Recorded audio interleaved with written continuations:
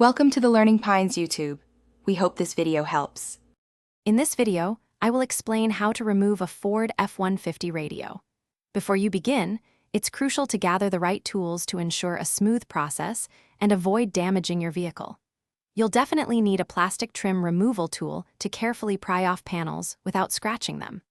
Additionally, a ratchet with a 7mm socket will be essential for unscrewing various bolts.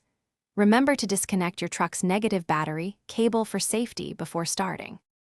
Now, let's move on to removing the dash panel that surrounds your radio. First, carefully pry off the rubber mat located on the top of the middle dashboard insert.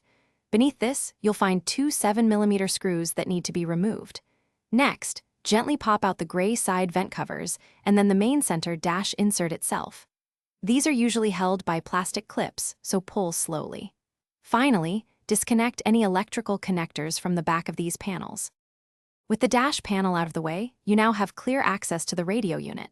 You will see four 7mm screws holding the radio in place, two on each side. Remove these screws carefully, ensuring they don't fall into the dash.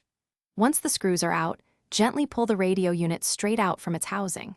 Finally, disconnect all the electrical wiring harnesses and the radio antenna cable from the back of the unit by pressing their release clips.